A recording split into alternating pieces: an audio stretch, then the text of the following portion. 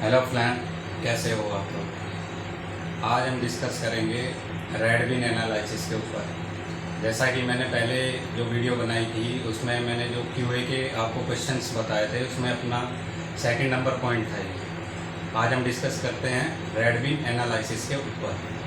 देखिए फ्रेंड, मेरी बात को ध्यान से सुनना, जो भी बिगिनर्स हैं वो बड़े ध्यान से सुनना, क्योंकि ये रेडविन आपको समझ में आनी चाहिए, यही मेरा पर्पज़ है। देखिए, पॉइंट वाइज हम चलते हैं, एक एक पॉइंट को क्लियर करते हो ताकि आपको अच्छे से समझ में आए। मैंने एक यहाँ पे अपना मैनुअली फॉर्मेट बनाया है तक आपको समझाने के लिए, ताकि आपको अच्छे से समझ में आए। देखिए फ्रेंड, किसी भी कंपनी में फॉर्मेट अलग अलग हो सकता है, ठीक है। इसलिए मैं जो भी ट्रेनिंग आपको देता हूँ उसमें मैनुअली फॉर्मेट बनाता हूँ ताकि आपको वो समझ में आ जाए। यही मेरा पर्पज़ है मैनुअल फॉर्मेट बनाने का, ठीक है। अब आगे चलते हैं हम। अपना इसमें पहला पॉइंट है व्हाट इज़ द रेडविन एनालिसिस। देखिए, एक्चुअल में रेडविन होता क्या है। मान लीजिए कि कोई आपका प्रोसेस चल रहा है, कोई भी आपका पार्ट बन रहा है लाइन का, ठीक है। उस लाइन पे आपकी 7 मशीनें काम कर रही है, मतलब नंबर से 1 2 3 4 एक लाइन चल रही है। अब सातों मशीन पे एक रेडविन होती है, रेड कलर की एक बिन रखी जाती है सातों स्टेशनों पे जहाँ पे काम चल रहा है। अब उस रेड बिन रखने का पर्पज़ क्या है वो मैं आपको क्लियर कर देता हूँ। रेड बिन इसलिए रखते हैं कि जिस स्टेज से कोई भी रिजेक्ट पार्ट बनता है तो उस रिजेक्ट पार्ट को उस रेड बिन में रखा जाता है, ठीक है। अब कितनी भी स्टेशन हो, 5 स्टेशन हो, 10 हो, जिस स्टेशन पे काम हो रहा है उस पर एक रेड बिन अवेलेबल होगी, और वो सिर्फ इसलिए रखी जाती है रिजेक्ट पार्ट को रखने के लिए। क्लियर है? ठीक है। अब मैं इस फॉर्मेट से आपको समझाता हूँ ताकि आपको समझ में आ जाए, ठीक है। मान लीजिए कोई ए पार्ट बन रहा है आपकी लाइन पर, कोई ए पार्ट बन रहा है, मतलब एक्स वाई जेड कोई भी पार्ट बन रहा है आपकी लाइन के ऊपर। अब वो लाइन आपकी चलती है, ऑपरेटर मशीन पे काम करता है। मान लीजिए कि उसने, एक ऑपरेटर ने पूरे दिन में 20,000 पार्ट बनाए, फॉर एग्जाम्पल 20,000 पार्ट बनाए, ठीक है। तो उसने टोटल क्वांटिटी में 20,000 पार्ट बनाए हैं, ठीक है। मैं यहाँ पे 20 के लिख देता हूँ, 20,000 पार्ट बनाए, ठीक है। अब 20,000 पार्ट में से मान लीजिए पूरे दिन काम करके 20,000 पार्ट बने हैं, तो उसमें मान लीजिए कि 30 पीस रिजेक्ट हो गए। टोटल एनजी क्वांटिटी 30 पीस, ठीक है। 30 पार्ट रिजेक्ट हुए हैं। अब अगला क्या है, अगला अगला अपना ये क्या है टॉपिक। अब यहाँ पे हम शो करेंगे कि इन 30 पार्ट में से मेजर इशू क्या है। मतलब पार्ट तो 30 रिजेक्ट हुए हैं, लेकिन सबसे ज़्यादा क्वांटिटी में कौन से पार्ट रिजेक्ट हुए हैं। क्वांटिटी मतलब कि ऐसे कितने पार्ट है जिसमें सेम इशू रिपीट हुआ है, सेम प्रॉब्लम आई है। मान लीजिए कि 30 में से 17 पार्ट ऐसे हैं जिसमें सेम प्रॉब्लम आई है, मेजर इशू है 17 में, ठीक है। 17 लिख दिया हमने यहाँ पे कि 30 पार्ट में से 17 पार्ट में सेम इशू आया है, मतलब मेजर इशू है, ठीक है।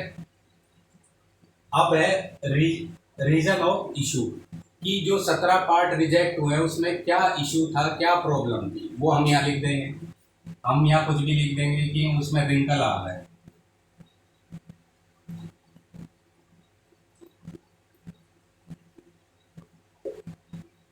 ठीक है। कि 17 पार्ट ऐसे थे जिसमें रिंकल आया है, और 13 पार्ट ऐसे हमारे पास है जिसमें अलग अलग डिफेक्ट ऑब्जर्व हुए हैं, अलग अलग डिफेक्ट हमें मिले हैं। ये बात क्लियर है? ये चीज़ यहाँ तक फिल करना आप कर लोगे, ठीक है। अब यहाँ पे आता है एक्शन। एक्शन कि 17 पार्ट हमको ऐसे मिले हैं जिसमें सेम इशू है, तो उनकी क्वांटिटी ज़्यादा है, तो अब उन पे एक्शन लेंगे कि हम चेक करेंगे कि आखिरकार ऐसा क्यों हुआ, कि 17 पार्ट रिजेक्ट क्यों हुआ, ठीक है। और वो भी उसमें सेम इशू आया है। अब क्या होता है कि ये सारा डेटा रेडविन एनालिसिस या तो आप शिफ्ट के एंड में कर सकते हो या डे के एंड में कर सकते हो, ठीक है। ये सारा डेटा प्रिपेयर करता है कोई ऑथराइज पर्सन, या तो वो क्वालिटी डिपार्टमेंट से हो या प्रोडक्शन डिपार्टमेंट से हो या दोनों हो, ठीक है। तो ये सारा जो रजिस्टर करेगा वो एक ऑथराइज पर्सन करता है, ठीक है, क्लियर है। अब बात होगी इस चीज पे कि 17 पार्ट रिजेक्ट क्यों हुए हैं। ये डाटा जाता है, ध्यान से सुनना, ये जो डाटा जाता है ये अगले दिन next day early morning meeting होती है, ठीक है। रेडविन एनालिसिस के ऊपर मीटिंग होगी कि ये 17 पार्ट रिजेक्ट हुए हैं, इसमें हमें ये इशू मिला है, तो ये क्यों मिला है, ठीक है। अब मीटिंग होगी तो मीटिंग होने पे उस मीटिंग में कौन कौन बंदे अवेलेबल रहेंगे, किस किस डिपार्टमेंट के बंदे का अवेलेबल होना जरूरी है, ठीक है। किस किस डिपार्टमेंट के सीनियर्स का या पर्सन का अवेलेबल होना जरूरी है। अब वो जो मीटिंग होगी उसे बोलते हैं CFT टीम। मैं यहाँ लिख देता हूँ CFT, cross function team. Cross function team इसे इसलिए बोलते हैं क्योंकि इसमें अलग अलग डिपार्टमेंट के पर्सन इन्वॉल्व होते हैं, लाइक क्वालिटी से, प्रोडक्शन से, मेंटेनेंस से, और कोई भी आप टूल रूम से ले लीजिए, ठीक है। तो उस पे ये जो डिफेक्ट निकले हैं इस पे एनालिसिस होगा, इस पे एनालिसिस होगा। एनालिसिस ये होगा कि ये जो डिफेक्ट निकले हैं ये किस वजह से निकले हैं, उसका रीज़न क्या है, तो इस डिफेक्ट का एनालिसिस किया जाएगा, ठीक है। एनालिसिस होने के बाद हमें ये मालूम पड़ता है कि मशीन में कुछ प्रॉब्लम थी जो बार बार मिस्टेक्स कर रही थी, इस वजह से हमारे 17 पार्ट बीच बीच में गलत बन गए हैं, ठीक है। अब वो हमने प्रॉब्लम आइडेंटिफाई कर लिया तो हमें एक्शन इम्प्लीमेंट करना है, एक्शन हमें बनाना है और इम्प्लीमेंट करना है, ठीक है। तो यहाँ पे एक्शन आप फिल करोगे कि हमने क्या एक्शन लिया है, उस प्रॉब्लम के रिगार्डिंग हमने क्या एक्शन डिसाइड किया है, वो इम्प्लीमेंट होगा, ठीक। अब उस एक्शन का इम्प्लीमेंट करने की रेस्पॉन्सिबिलिटी किस पर्सन की है, कौन वो एक्शन इम्प्लीमेंट करेगा, ठीक है, वो पर्सन कौन होगा, उसकी रेस्पॉन्सिबिलिटी होगी एक्शन इम्प्लीमेंट करने की। तो कोई भी XYZ जो भी पर्सन होगा उसका नाम यहाँ पे आ जाएगा, ओके। अब नेक्स्ट यहाँ है टारगेट डेट। ये टारगेट डेट क्या होती है कि एक्शन इम्प्लीमेंट होगा और रेस्पॉन्सिबल बंदा करेगा, ठीक है, रेस्पॉन्सिबल पर्सन करेगा उसे। अब वो रेस्पॉन्सिबल पर्सन वो एक डेट देगा कि मैं 2 दिन बाद या 3 दिन बाद इस एक्शन को इम्प्लीमेंट करूंगा या 1 दिन बाद इम्प्लीमेंट करूंगा, तो वो अपनी डेट देगा। मान लीजिए कोई भी उसने डेट दे दी, उसने डेट दे दी। अब उस डेट पे उसने मान लो कि आज से 3 दिन बाद की उसने डेट दी है, तो उस 3 दिन बाद उस एक्शन को चेक किया जाएगा, एवोल्यूशन किया जाएगा एक्शन का कि वो इम्प्लीमेंट हुआ है या नहीं हुआ। अगर एक्शन इम्प्लीमेंट हो गया है तो स्टेटस है, ये स्टेटस में लिखेंगे डन, और अगर एक्शन इम्प्लीमेंट नहीं हुआ है तो स्टेटस में लिखेंगे पेंडिंग,